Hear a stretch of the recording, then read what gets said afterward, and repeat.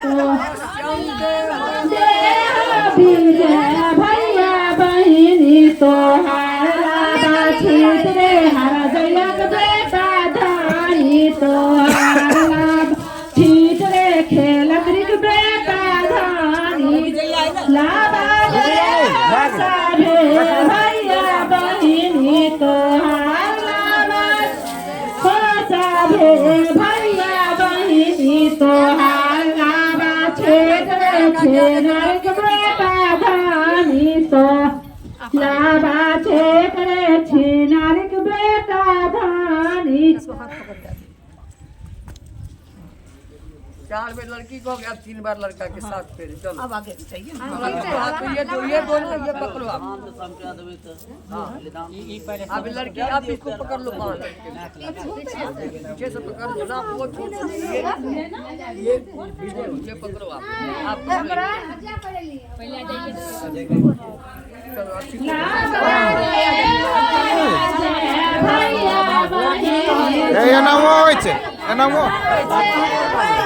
पंडित जी ना हो हमरा ना मुंडी मारे छो कोई बात नहीं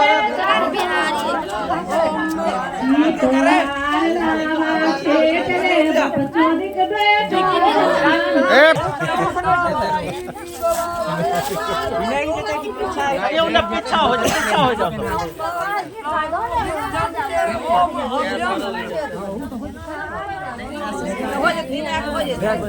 ऐसे ही होता है, ऐसे ही होगा।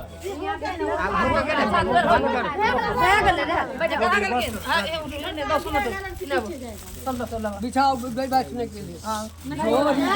जो ये मैं नहीं कहता कि आप पे रिवाज जो है वो अपना रिवाज आप करो,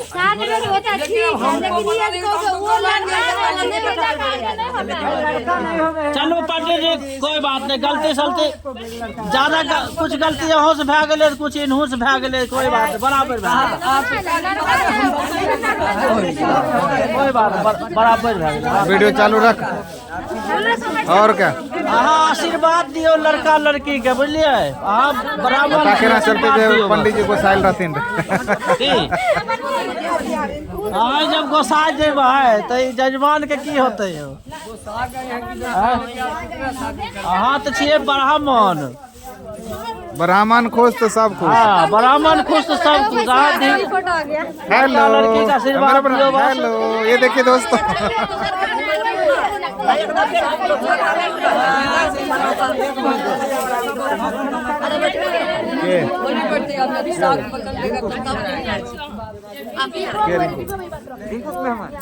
मेहमान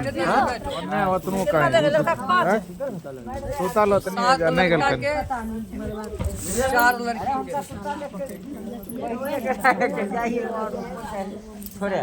बने अभी सोता लो तो मामी शांति का दान, मामी शांति का दान। अंदर सुताई दो गोदी में कथी रखने छो आओ सुतले सुते है बिछौना पर नहीं सुते है, तोरा ये नहीं है हल्ला करे का आदत तो पूछी जाए दो घर में सुताई आम के लकड़ी, आम के लकड़ी बहुत टाइम के सुखल लकड़ी पंडित जी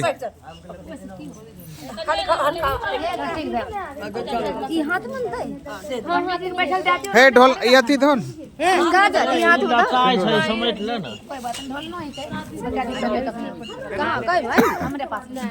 करे छथिन येलो बस आम का है बिल्कुल है।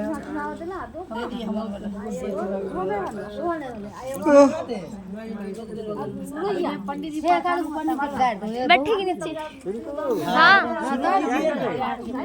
क्या कह रहे पापा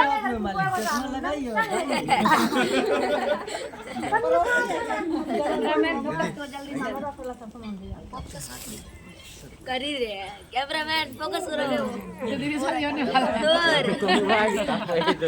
हेउ तो ना आग तापै छै बैठ को जा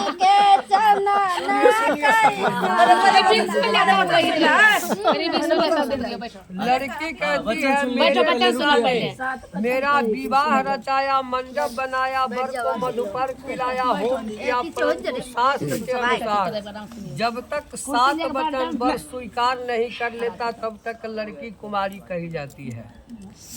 अतः अब मैं 7 वचन मांगूंगी, वर 7 वचन मान लेगा तब मैं बामा अंग आऊंगी। जब तक 7 वचन ये नहीं मान लेते तब तक ये इस अंग नहीं आएंगे, और इस अंग जब तक नहीं आते हैं तब तक लड़की कुंवारी कही जाती है, जब तक शादी नहीं होती।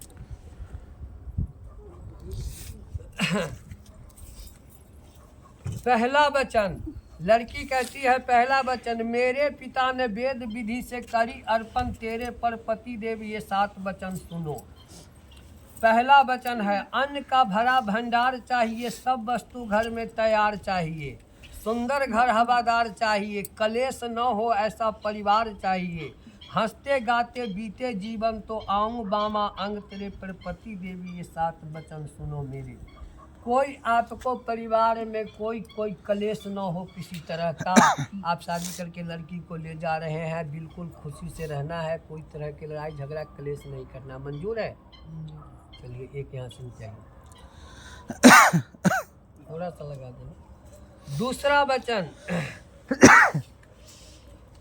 दूसरा वचन बल ताकत जहाँ लगाना हो, कोई बीरा सख्त उठाना हो, चाहे रण में लड़ने जाना हो या कठिन व्रत नियम निभाना हो, मेरी भी सलाह लेवेंगे तो आऊँ बामा अंग, तेरे पर पति देवी ये 7 वचन सुनो मेरे।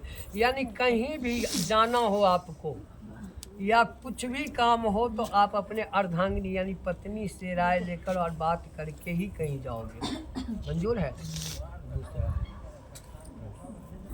तीसरा वचन, प्रौढ़ वृद्ध जवानी है, 3 अवस्था मानी है, तेरे सहारे उम्र बितानी है, व्यवस्था ठीक बनानी है, सभी तरह मम पालन करे तो आऊं बामा अंग, तेरे पर पति देवी ये 7 वचन सुनो मेरे। एक लड़की को 3 पुरुष से प्रतिपाल होता है। पहले वो बचपन में उसको बाप से हुआ, जवानी में उसको पति से होगा, बुढ़ारी में उसको औलाद से होता है। तो जवानी कैसी चीज़ है, वो आपके सहारे है। एक माँ बाप के आंगन में वो छोटी सी जन्मी, यहाँ भाई के संगे खेला, माँ बाप के आंचल में रहा। आज उसको ऐसा समय आ गया कि देख लीजिए अपना माँ बाप का नाम तो क्या, वो गोत्र भी छोड़ दिया। जो गोत्र आपका होगा वही गोत्र इसका भी लगेगा। आज से ये आपका हुआ तो जो भी कुछ है इसको बिल्कुल संभाल के रखना है और अर्धांगिनी की तरह। मंजूर है? तीसरा। चौथा वचन, चौथा धन का खजाना है, त्रन देना चाहे चढ़ाना है या घर में कहीं छिपाना है या कोई खर्च नया उठाना है, इसमें भी सलाह मेरी लेंगे तो आऊं बामा अंग, तेरे पर पति देवी ये 7 वचन सुनो मेरे। यानी घर में कोई भी धन का काम हो, किसी को देना हो लेना हो, चाहे कोई भी काम है, उसमें भी आपको अपनी पत्नी से सलाह लेना पड़ेगा। मंजूर है? पांचवा, घर में गौ घोड़ा हाथी हो, जो जीवन का साथी हो, वहाँ नाना जाति हो, मेरी संपत्ति मानी जाती हो, आदर घर में मेरा, आदर घर में करे मेरा तो आऊं बामा अंग, तेरे पर पति देवी ये 7 वचन सुनो मेरे। यानी जो भी आपकी संपत्ति है घर में उसको उनका भी अधिकार है उसमें। मंजूर है? चलिए। छठा, 6 ऋतु के अनुसार चाहिए, यथा योग सब समान चाहिए, कभी भी रहे मेरे ध्यान चाहिए, ये 6ठा वचन प्रमाण चाहिए, पर नारी से दूर रहे तो आऊं बामा अंग, तेरे पर पति देव ये 7 वचन सुनो मेरे। यानी आप कहीं भी रहो लेकिन आपको इतना ध्यान रहना चाहिए कि हमारी पत्नी हमारी इंतजार करते होगा, हमारे घर पे होगी। मंजूर है? चलिए। 7वां वचन, जब सखी मेरी कोई आई हो या बैठा भतीजा भाई हो या मेरे पर कोई कठिनाई हो, उस समय यदि होती समाई हो, कटु वचन न बोलेंगे तो आऊं बामा अंग, तेरे पर पति देवी ये 7 वचन सुनो मेरे।